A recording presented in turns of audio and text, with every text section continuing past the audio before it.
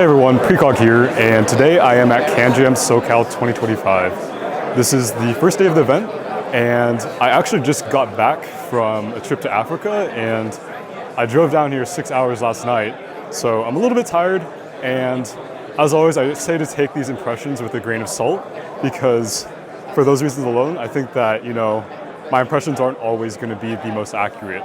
With that being said, I'm going to be doing my best to bring you guys some of my impressions on the latest IEMs, which I know that I have not been the most up-to-date on. I've been kind of slacking when it comes to the IEM game, and the plan here today is to catch up on a lot of the stuff that I haven't heard that's been released. Okay, so I've just listened to both the ThieAudio Monarch Mark IV as well as the Valhalla, and honestly, I think these are really solid IEMs. I do find the treble response to be very well extended, and I think they measure well as well. They do sound a bit thin in general. However, overall, I do think that the treble is a lot more refined than some of the previous iterations of these IEMs. For the most part, the Valhalla and the Monarch Mark IV, they sound very similar. I think, however, the Valhalla in particular, it has a bit more mid-bass, which gives it some more thump in the bass in general and a bit of a warmer rendition of its presentation.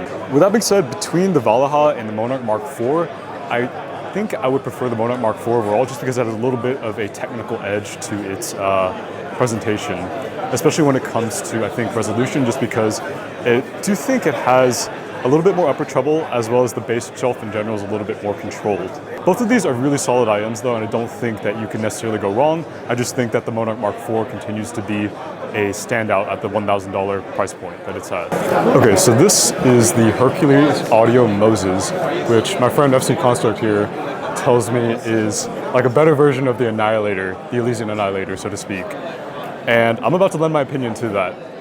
First of all, I think that, like the Annihilator, this is an IEM that is highly colored.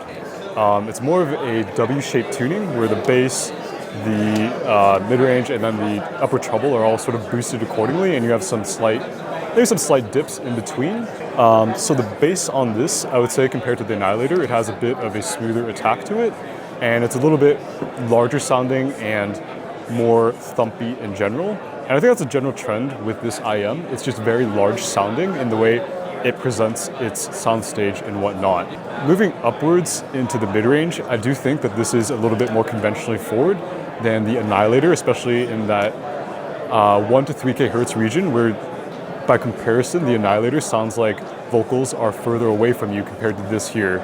This here presents vocals up front, and they sound very detailed to me, yet at the same time, and almost inexplicably, I think they sound kind of smooth, a little smoother in the attack compared to the Annihilator. It's a very, very interesting combination that I personally think is, I don't know if it's more desirable than the Annihilator, but it's just different. Moving into the treble, I don't find this to be as good as the Annihilator's treble. This does as well have a recession from around like 5 to 6 kHz, where it gives that sense of treble notes sort of flitting out of thin air. However, I think that the treble on this, it's more, like, it's smoother than the Annihilator's overall, so I think it might appeal to a wider demographic of listeners. At the same time, I do find the Annihilator's treble to be more of like a, I don't know, like a standout kind of. It sounds like it stands out more. But overall, I think this is a very, very good IEM. Definitely sounds hi-fi, and I would say that, like, going in blind, I would say this sounds at least like $2,000, possibly more. Okay, so what I have here now is the Hercules Audio Noah. This is the brand's new entry-level IEM that comes in at $380, as I was told. So it's quite a price difference between this relative to the Moses, which I believe is somewhere like in the $3,000 price range. In any event, the sound here I would say is kind of like a scaled-back version of the Moses. It's not quite as refined, but it does share a lot of the same characteristics. In particular, I think that the bass response is quite similar to the Moses. However, moving into the mid-range, the sound of the Noah is a bit thinner sounding, and moving into the treble as well, I do find the treble on this to sound a little bit heavier, especially in those lower to mid treble regions. And I think part of this might just have to do with the upper treble extension of this. Compared to the Moses has a lot more upper treble energy past like 15 kHz, which gives it more of an ethereal sensation to its treble notes and just sounds more expansive by comparison to this. That being said, overall, I do find this to be a pretty solid IM. For $380, I would say it's a pretty decent entry into that price segment. Okay, so this right here is the Hex, which is one of the 2 IMs from Lee's new brand, now that he has moved on from Elysian Acoustic Labs. So right out of the gate, I will say that the Hex reminds me a lot of the Annihilator.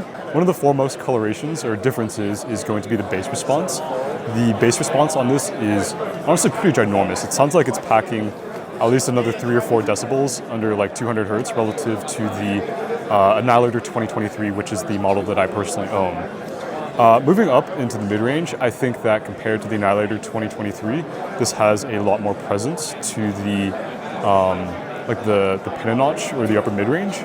At the same time, it doesn't sound as thin as the Annihilator 2023. So vocals just sound bigger in general on this. Now, another big difference this is going to have relative to the Annihilator 2023 is in the treble response. So comparatively speaking, the lower treble on this, around like 5 to 7K hertz, is a lot more filled in. So you don't get that kind of like sensation where notes sort of flit out of thin air on the Annihilator models. The treble on this just sounds a lot heavier in general, and to me at least that takes away some of that, I don't know, that airiness. But at the same time though, this is a very large sounding IM to me. I don't think it really impacts the overall staging capabilities of this IM. It just sounds very large and grandiose nonetheless. It's just that the treble response is more filled in and less like butterfly-esque relative to the Annihilator 2023 or any of the Annihilator models. Really good IM overall, obviously. I just don't know, I don't know what the price is on this is even, but I'll say it's good. It's just not like 100% my cup of tea overall. Okay, so as Lee just explained to me, this is actually a $9,000 IM, and I think at least a lot of what contributes to this is the fact that a lot of precious metals, real precious metals, are being utilized for the shell of this IM.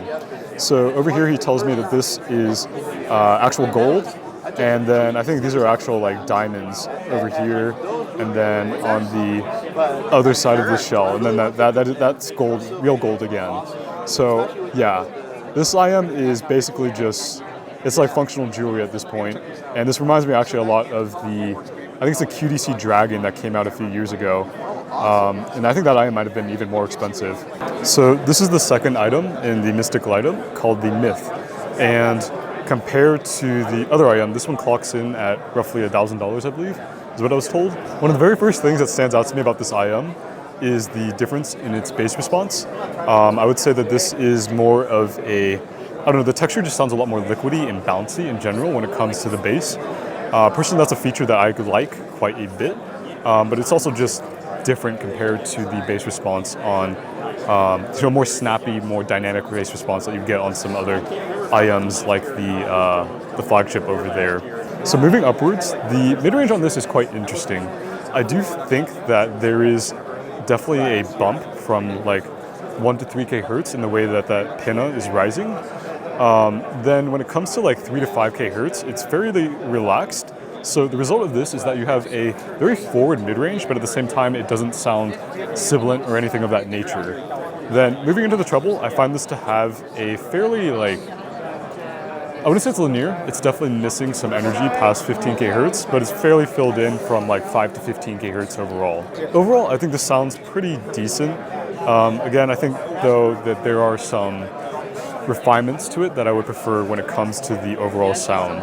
Okay, so this is the Rhapsodio Master, which is, at the time of which this video is being recorded, I believe it is the most expensive IM in the world, clocking in at $30,000. To be completely transparent, I don't think these sound very good. The bass on it is extremely boomy and has no texture to it. And then moving into the upper mid-range and that pinna notch, that's where the real problems start with this IM. It really sounds like it has no pinna compensation, and then like 3 to 5K hertz are pretty sucked out. And then moving upwards into the treble, the treble on this as well is quite dipped out from like 10 to 15K hertz in that mid-treble region in general. So it just sounds very smoothed out. It doesn't have the treble extension past that point to give it, a desirably colored presentation. Now, if I'm being 100% honest, this really sounds worse than a lot of IMs that are $30, forget $30,000 that are on the market nowadays. Yeah, very interesting IM. It's the Brise Audio Fugaku.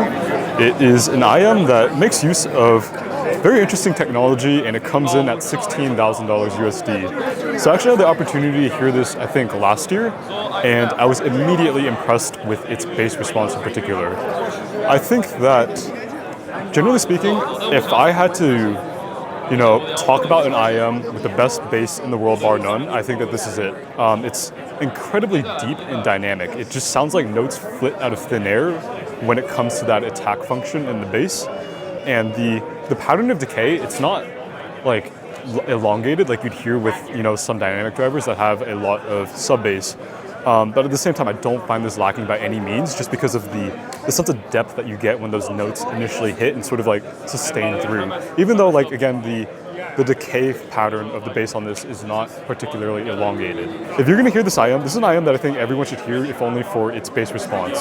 I don't think it's like $16,000 good, but like indisputably, in my eyes at least, the bass response on this is world class, like best in the world level of bass. Moving upwards, I would say most other parts about this IM are relatively unremarkable, if only by virtue of how good the bass response of this is.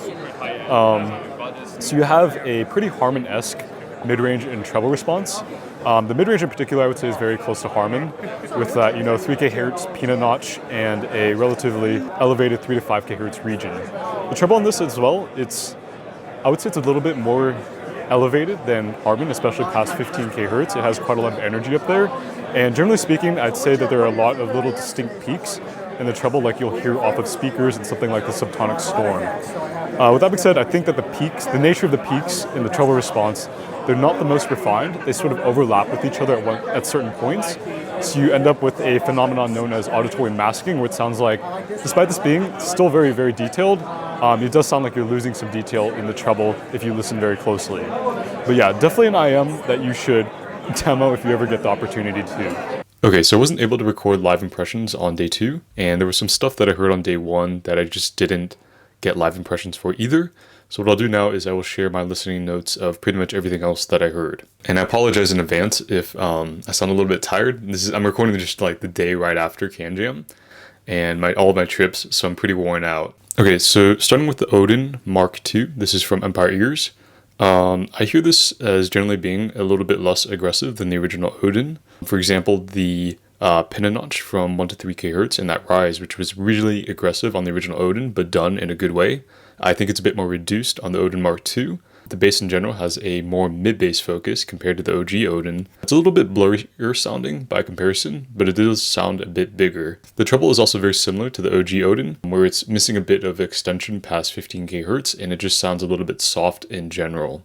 Overall, I just find this IM to be okay. It's just a little bit too soft for me, and a little bit too warm at this point. And personally, I think it loses a lot of the character that made the original Odin as great as it was, and it still is today. Okay, next I'll talk about the Apex ME. I don't remember what the ME stands for, but I found the treble on this to just be a tad soft, but also very boosted in the upper treble. It's not boosted to the same degree as the Apex SE, which I found honestly to be quite harsh in the upper treble. So it's been dialed back a bit in that regard, but it is still quite elevated in the treble. Just not as detailed sounding to me, at least. I do find the bass on this to be a bit boomy as well, and the mid-range to be a touch sibilant at times, probably just owing from that excess of upper treble still. The presentation of this, of course, I think is very unique and just wide sounding because of that excess of upper treble, but like the Apex SE, I find that the tuning of this needs work. So next I have the 7th Acoustics Asteria, and a big shout out to Bobby or AAF Evo for lending me this for the day to listen to.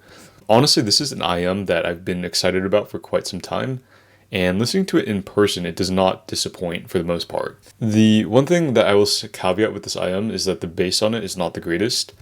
I think it might use a dynamic driver, but it does sound a bit more quote-unquote BA-ish to me. This is in the sense that it sounds slightly, just ever so slightly farty in the mid-bass to me. It's not necessarily in a bad way even, it just sounds different from a dynamic driver, sort of like the Subtonic Storm, for example, sounds different with its BAs than a dynamic driver. Moving upwards, the mid-range on this sounds like butter. It's really, really well done. So I think you have a slight bump at 2.5 kHz for the pin and notch, and that's followed up by another slight bump at around like 3.5 kHz or so. And the level of amplitude between these bumps is very subtle. So what this does is it brings the mid-range forward while at the same time not making it overly harsh or anything like that. And then because you do have this slight excess of presence from like 200 to 200 or 200 hertz to 300 hertz, the mid-range just sounds very warm, yet at the same time forward and quite detailed. And the big improvement of this IM relative to the Supernova is going to be in the treble response. So my one critique of the Supernova is that the lower treble around like 5 or 6 kHz could run just slightly hot. It literally had just like 1 dB extra like lower treble than I would have liked, and this fixes it. And in addition to that, it also has superior extension past 15 kHz or so. So the whole result of this is that you have a presentation that sounds just like butter, but at the same time it sounds so detailed. And everything just images very, very naturally, and it's just pinpoint precise. But yeah, overall, this is a really good IM, especially if you're someone looking for an IM that has like godlike tonality, basically. This is a really good IM for that. Now, as for whether it's worth its, price of like $3,800 USD, I think that the value proposition on this is not nearly as good as the Supernova, which actually I think punched above its price point. Comparatively, I would say that this sounds more like it's in the, just off the top of my head, like the $2,000 price range or so. But again, that's kind of to be expected as you're creeping up, into flagship territory levels of price. So I also had the opportunity to hear a lot of the camper IMs, and I'll just share my thoughts on all of the flagships. So the 622B, the 752B, as well as the Mona Lisa. So starting with the 622B, I've heard this IM like several times, and my thoughts on it have not changed too much. So the bass on this is honestly not the greatest. It's a bit textureless to my ears. The real standout of this IM is going to be its mid-range. So the pin and notches at 2.5 kHz, which is just a tad colored, but for me that's personally where I like it to be. It's probably my perfect area. And then you also have some forwardness to that rise, which is going to bring the mid-range forward, yet at the same time keep it quite smooth sounding. I want to say this uses a bone conduction driver or something like that, because the mid-range on this just has a very like liquidy texture to it. It's really hard to explain, but it's just very satisfying to hear when you actually hear it. It's one of those things you have to hear. It just, the texture sounds very unique to the mid-range of this IM, and it's definitely the standout. The treble is pretty smooth overall and well extended, although I do think it might be slightly dipped a little from 10 to 15 kHz, where I'd want a little more energy there. But yeah, not necessarily a bad thing. It does contribute to that, warm and inoffensive sound. So moving to the Canpur 752B. So this is definitely a bit more V-shaped compared to the 622B. So the bass is more elevated and it has more depth to it compared to the 622, which I found a bit anemic in the bass response. I wouldn't say the 622B sounds bad at all in the bass. It just sounds a bit, again, textureless, which this kind of makes up for in comparison. And then like the 622B, the pin on this is also notched lower around that, 2.5 kHz region, which puts the focus on the mid-range. Although I don't find it to be quite as intimate as the 622B. And again, like I said, this is more V-shaped by comparison, so the treble is more sparkly compared to the 622B. It's in a good way, I think. However, it does sound a bit less coherent compared to the 622B. So yeah, just more U-shaped, more V-shaped overall compared to the 622. I like this IM as well. I don't really necessarily think that one or the other is better though, between the two of them. It's more along the lines of what type of sound you like. So moving to the Mona Lisa, this IM definitely has a more textured presentation compared to those other two camper IMs. The reason for this mostly lies in its treble response. The treble is a lot more elevated, I think, especially in the mid-treble regions. It does have a slight metallic or sharp tinge to it, which I think can be a bit distracting, but it is going to give you, of course, a little bit more texture and detail compared to the other camper IMs. And the bass on this is also the most sub-bass focused of the three IMs. I would say it's about like 10 or 11 dB over 1 kHz, and then there's a slight push into 200 to 300 Hz.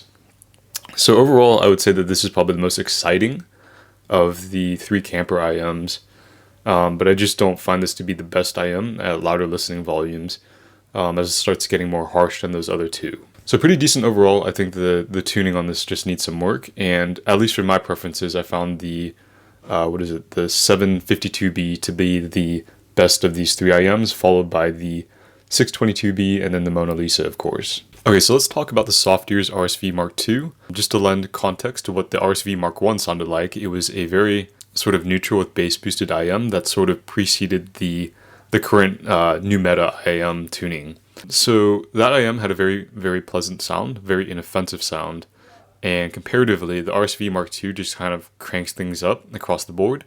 Most noticeably in the bass response, it has a lot more sub-bass and mid-bass compared to the original RSV. I want to say the treble is also a bit heavier, in the lower treble especially, compared to the original RSV. So what you end up with here is just a more basically V-shaped RSV. And personally, I don't think this is a bad IM. I just don't really see the appeal of it compared to the original RSV, which I felt had a more, like straightforward ethos. Like the tuning of the original RSV was more concentrated, and it was an IM that kind of knew what it wanted to be. Whereas with the RSV Mark II, I find this just to be a bit uninspired, I guess. I don't know. Again, not a bad IM, just not impressive to me. Okay, so next, let's talk about the Volk Etoile. So this is a new IM from a new brand, and honestly, I don't really like the sound of this IM that much. The first thing that stands out to me is that the pinna compensation in the mid-range of this IM is just not correct sounding. And I think that there are a lot of ways that you can tune the pinna compensation in the mid-range in a colored way and still make it sound good. I just don't think that the execution here is good. It sounds like it peaks at like 1K hertz or something for the pinna compensation, which is just so out of left field, and it just sounds wrong when you hear it. With a little bit of listening, it does sound okay, like you'll get used to it. But the moment you switch to any other normal set and you switch back, it just sounds wrong. So yeah, not really a big fan of this IM overall. Sometimes I think that when these type of tuning decisions are made, they're in the pursuit of technical performance, of achieving greater technical performance. But I don't really find that to be the case with this IM. The technicalities on it, they're not bad, but they're also not exceptional in any respect to me. Okay, so I also had the opportunity to stop by the CrinEars booth and check out some of Crin's upcoming IMs. So one of them is going to be the Monolith. So this IM was very hard to drive, and I think that this is because there is definitely some dampening going on to boost the extremely bass boosted response. It sounds like at least 15 decibels of sub bass to me under 200 hertz. So just very fun bass, kind of like the Fat Freak IMs. I really think that's what this is going to be the competitor to, maybe at a cheaper price point. Then moving upwards, the mid-range is pretty aggressive. It's notched at like 3K hertz for the pinna compensation, and just decently high in amplitude in general. So if you run into tracks with less bass in them, there's a potential that the mid-range could be a bit too forward for you with this IM. The treble, I think, is missing a little bit of air past 15K hertz or so, but not bad at all, and it's pretty decent treble. So he had one other IM coming out, I think, called the Cypher. The first thing that stands out, of course, is the treble. It's very relaxed, no peaking, and not much crash to cymbals when they hit. The extension is okay. It's just a little bit soft, and I think it really just captures the ethos of this IM. It's tuned to be very, very inoffensive. The pinna notch is more relaxed as well, so the upper mid-range is just very inoffensive again. And the bass is, as you would expect, sub-bass focused, just a bit fuzzy sounding in general, and I pretty much guessed the price of this spot on. I think it's going to be like $99, and that's pretty much what it sounded like to me. Okay, so let's talk about the Andromeda 10. This is the latest refresh of the Campfire Andromeda, and it's not the 10th one. That's not what the 10 stands for, though I do think they probably have more than 10 at this point. But the 10 stands for it having now 10 balanced armature drivers instead of I think it's the 5 balanced armatures it was using for previous iterations. So overall, I hear this as being more mid-bassy than the OG Andromeda, like the 2020, the 2019 versions. And it sounds like it has quite a bit more bass quantity in general.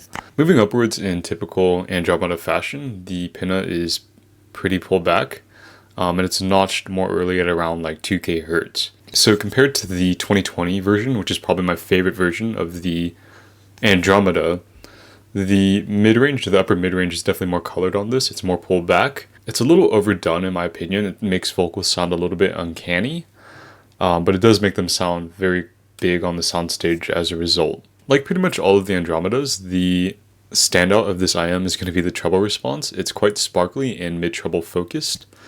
I don't know about the extension in particular. I think the extension on this model is decent, but I don't know from memory how it compares to previous iterations. Like all of the Campfire Andromeda IMs, except maybe the Emerald C. I don't know about the Emerald C, but this one images very nicely. It has kind of an out-of-head sensation to it that I think is pretty unique to the Andromeda IMs. Overall, I think that this IM, it sounds a little bit weird, and I still think that the 2020 version is just by far the best Andromeda, but I really can't hate this IM. It's pretty fun to listen to. So what I'll talk about now is the Symphonium Europa special edition. They had a special edition for the CanJam, but I can also talk about the Europa in general and what I think about it. So this is based quite heavily off of the Symphonium Crimson, which is their flagship IM. And I think the Crimson is a great IM, especially if you get it paired with the right source. So yes, sources actually matter with a lot of the Symphonium IMs and the subtonic IMs, but the biggest critique that I have of the Crimson is that it has quite a lot of upper treble energy, and it can sound a little bit peaky if you don't get the right combination of tips and source with it. And what the Europa basically does is it fixes that issue. The upper treble on it is a little bit more controlled, and as a result you have a smoother sounding IM that maintains like 95% of what makes the Crimson so great. I do think that Crimson has a technical edge, and like the ceiling for which it, quote unquote scales is higher, but I would definitely prefer the Europa for day-to-day listening. Honestly, I don't really have a lot to say about the Europa just because it's a good IM overall. It's a great IM overall, and it really doesn't make any mistakes when it comes to the stuff that I personally index for. The bass response on it is incredibly authoritative. It sinks very, very deep. I think it's still using a balanced armature for it, which is just kind of mind-blowing to me. The mid-range is just slightly colored with that 2.5 kHz pin notch that I love, and then the treble, as I mentioned earlier, is very well extended and more controlled on this version compared to the Crimson. So just a great IM overall. So I can talk some more about some of the other ThieAudio IMs now that I heard. I'll start with the Prestige LTD. The treble on it sounds pretty artificially sharpened, and that's really the first thing that stood out to me when I heard this IM. I didn't even hear the treble. I was listening to a mid-range focused track, a female track in particular, and I could just tell that the upper harmonics, that little bite, was just very, very sharpened on vocals, and it was to the point of which it sounded uncanny. So the treble on this, it's very well extended, and I'm sure it measures very well, don't get me wrong. It just doesn't sound like it's peaking in the correct spots. Compared to some other IMs like the Annihilator, the Storm, etc. Those peaks just sound unnatural and not in the right places to me. So the bass on this is quite worn. It's slightly blunted to me. It sounds like a poofy dynamic driver where it goes deep, but it just has like a hollow sustain when it comes to its transients. I would say overall this is definitely better than the original Prestige, which I found to be like literally unlistenable just because of how bright it was. But the tuning on this really does need some work to my ears. The best way I can kind of sum up the sound of this IM to me is that it's like you took an IM and then you tried to apply PEQ to it to try and hit a desired target. Yeah, maybe it measures well. You're going to get it to measure how you want it to, but it's not really going to sound that good, and it's going to sound kind of artificial overall. So yeah, just not really the biggest fan of this IM. Moving to the ThieAudio Origin, I think this is kind of the same story or along those same lines. The first thing that stands out to me is that it sounds very dampened, like it has no dynamics to it and no, I guess, like life when you listen to it. And I think part of the reason for this is that the upper mid-range and the pinna compensation, they're really pulled back, and the treble, it sounds better than the Prestige for sure. It's not like super exaggerated or like peaking in the wrong spots. It just sounds kind of like lifeless and I don't know. I know it measures well probably, but it just sounds like it has no life to it, and it just dampens the sound entirely. And the bass on this, it does sound more impactful compared to the Prestige LTD, but again, it just sounds like I don't know what drivers they're using for this, but it just sounds kind of poofy again and not like the highest quality bass. Decent sounding IM, just I fundamentally do not like how this sounds. Again, I know this is an IM that probably measures very well, like the Prestige LTD. It just subjectively does not, tickle my fancy when I listen to this IM or the Prestige LTD. Okay, one IEM that I really want to talk about is this IEM from, I think it's called YU9 Audio. It's called the Q. So my friend Korn, he handed this to me at the very end of the show, and he told me I should give it a listen. And bear in mind that like this whole day I've been listening to kilobuck IEMs that cost thousands of dollars. When I heard this IEM though, I was really impressed. The tuning of this reminds me of like a safer Annihilator almost. Like a scaled back Annihilator with more sub bass and just a warmer presentation. I don't know how else to describe it. So it's quite sub bass focused. It's a very sub bassy IEM, but the bass sounds like very liquidy and bouncy as well. And then moving up to the mid range. The mid range on this is really well done. It's like the it's almost like the old Annihilator, I think. Just a little bit more warm, obviously, because there's more sub bass on this IEM compared to the like the 2019 Annihilator. So you have this very aggressive rise from 1 to 3 kHz, and then a gentle decline from like 3 to 5 kHz. So the result of this is that vocals sound very upfront and clear, but because you have this extra sub bass now compared to the 2019 Annihilator, or 2021 Annihilator, excuse me, the vocals just sound inexplicably smooth yet forward at the same time. They sound kind of full, and I love it. The treble on this is also exceptionally well done. It's like sort of scooped slightly from like 5 to 6 kHz. It's more relaxed in that region. And then you have like a small series of peaks from that up until like 15 kHz, 18 kHz, or even beyond. It's exceptionally well extended for an IEM that costs $400, and I really don't have any critiques about that. But it's definitely on par with something like the Moondrop Variations, for example, or anything else in the $500 range. Quite frankly, it shocked me that this IEM was $400, and if I'm being honest, I think this sounds much closer to like the $700, $800 mark. Really good IEM, and I think that this might be the next big thing in that, $400 price segment.